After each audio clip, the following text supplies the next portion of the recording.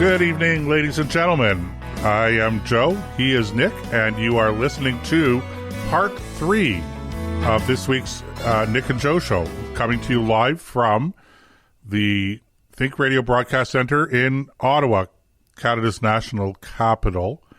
And if you're listening to the podcast, not the live show, welcome back. Okay.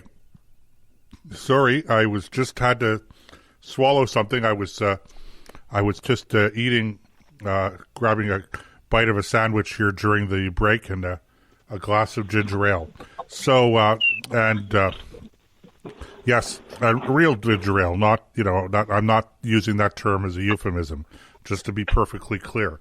Where do we want to go? Oh, Nick, you didn't hear it because you're out on the farm, but we introduced tonight a new segment, and at the top of the hour, during our break, we'd still have the music, of course, for our live broadcasts, but we're also playing every week a climate change moment from our friends over at the International Science Coalition Canada branch. That's icsc-canada.com if you're interested in the website. And they have these short videos, climate change minutes, where they talk about different aspects of the whole climate change debate. So we figured that we would bring you they're climate change minutes, but they're actually climate change just a little bit under 2 minutes.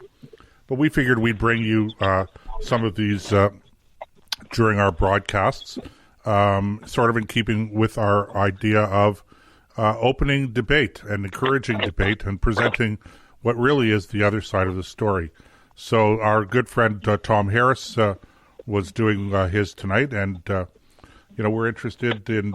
I would recommend that you go over to their website and check out the rest of the website. And while you're there, make a donation because they're a Canadian not-for-profit, and they are doing fabulous work, including the ICSC mains operation, which is in the United States, ironically being run from here in Canada, because our friend Tom Harris is the executive director of the international branch of ICSC, as well as being the executive director of the Canadian branch.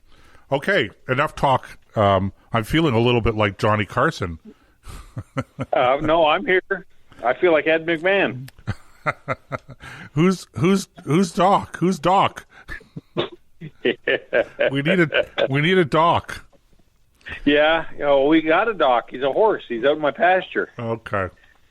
He's a big lumbering oaf, but I like him. All right. Some somber news coming out of Buckingham Palace late last week, and that is the passing of Queen Elizabeth's husband, Prince Philip, and his funeral is set for this. This is part 3, so I guess by the time you're listening to this on the podcast as opposed to live, the funeral will have occurred because it was scheduled for this coming Saturday, I believe. So today, 14th, 15th, 16th, 17th, or 18th, or whatever it is. How many days in state is that? I'm sorry? How many days would he have laid in state? I don't know. It would have come to about, when all is said and done, it's the 17th, by the way. When all is said and done, it would have been a week anyway. Wow. And they're not having... Now, interestingly enough, and I think this is actually very fitting, they're not actually having a state funeral. Had we not had COVID and all of that, then I think that you would have had a lot of pomp and ceremony around the funeral. But as it happens, it's actually going to be a private funeral. And they're not expecting more than 25 or 30, maybe 35 family and close friends. And that would be very unusual for the passing of the king or the Queen's cohort in this case. But I think you mean consort. I said cohort, didn't I? Yes, I did mean consort. You did. Yes, good catch. Cohort, Nick. consort, big difference. Yes, good catch, Nick. I do my best. You see that, ladies and gentlemen, if you caught the second part 2 on Friday, that is an example of me. I'd rather be right than consistent. That's right. So Nick corrected me, and I immediately gave in and said, "You know what, Nick, you're right. I'm wrong, but I know people that would accuse me of flip-flopping." Stand your ground. Anyway, Nick, I think that this subdued, restrained, if you will, funeral is very appropriate. It's very apropos to Prince Philip, given who he was. He lived an absolutely amazing life. He sure did. And to given especially the excitement, if you will, of his younger life, and then being, an active naval officer, and by all accounts, being an intelligent, articulate, bright person who would have made a great king in and of himself, probably, but subordinated himself, took second fiddle willingly to his wife, in an era where that was a difficult thing for any person to do, let alone somebody who's married to the Queen, and to do always 2 steps behind Her Majesty in public. Sure, they probably talked as equals in that in private, and I'm sure by all accounts had a great relationship, not perhaps without its ups and downs, but what marriage of 60-some years doesn't have some ups and downs? So yeah, it's all smooth sailing. So I just think that without having planned it, I think that this is quite an exclamation mark at the end of the life of a very decent man who put his country, and I'd like to say his adopted country, because he was not from England originally. No. And he put his adopted country and his wife and the constitutional monarchy ahead of himself and his ego and what had to be his aspirations growing up and as a young adult. Well, he was in line for was it the Danish throne or the Greek? Greek. He was royalty. Yeah, he was in line, and he wasn't down the list very far. It was not inconceivable that if he hadn't married Elizabeth, that he may well have become a king in his own right. But he had the bearing and the stature and the I don't give a damn, pardon my language, mentality. Like, he was very famous for saying what was on his mind, and he didn't care about political correctness. There was one time he was in, I'm going to say it was one of the former British holdings in Africa. It might have been Australia, someplace. And he leaned down to an Aboriginal and he said, "Tell me, do you chaps still throw spears at each other?" I mean, can you imagine anybody else saying that? Yet he did. And that's not the only thing he said. He was talking to some other folks in Turkey or in some place like that. Expat Brits who were there had gathered to attend a royal visit or whatever it was to that country. And he said, "I can tell you haven't been here long. You haven't got the pot belly."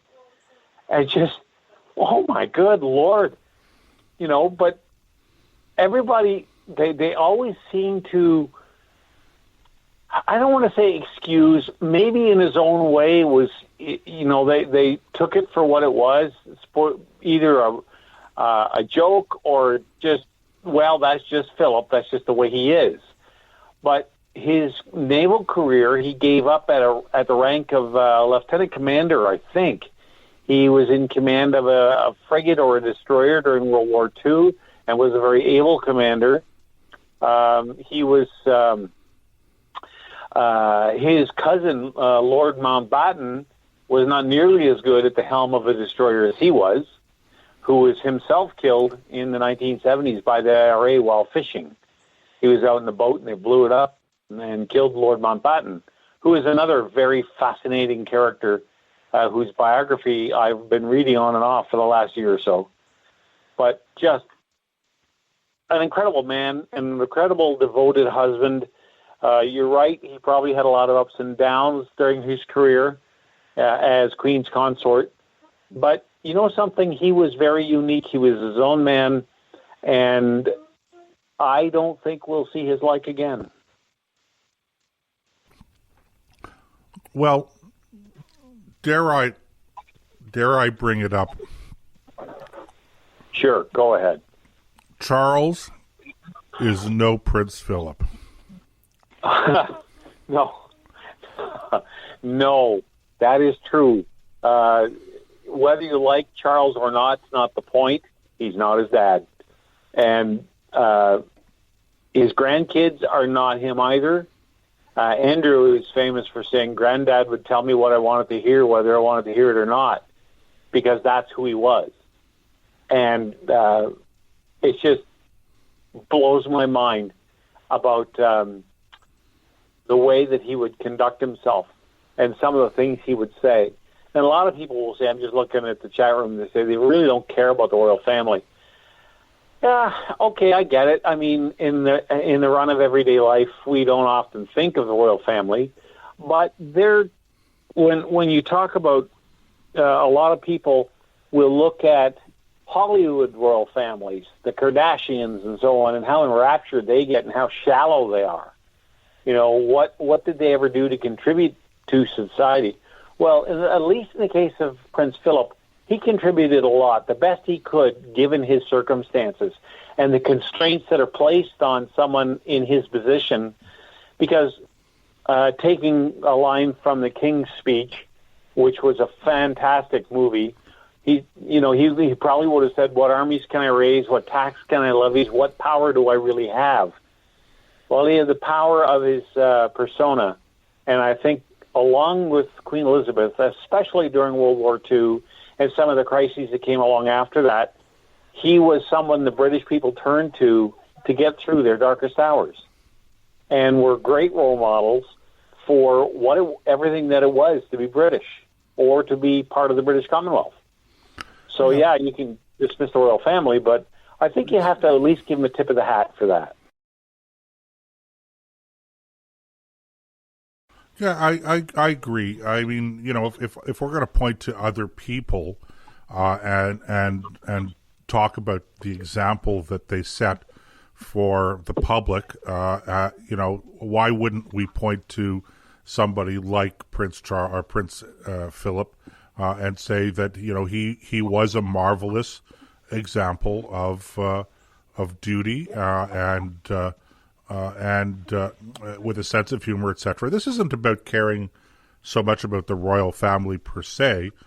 It's looking at a public figure and saying, you know, there aren't a lot of public figures out there today, you know, people in the public eye who represent that sense, that kind of commitment to duty and to to a degree to ceremony, etc.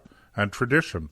And I think that he deserves to have to be recognized for that. And you know, having said that, just you know, again, in response to you know, questions about whether or not we should or shouldn't care about the royal family, as I said, it's not really about the royal family. Also, it's not just about Prince Philip.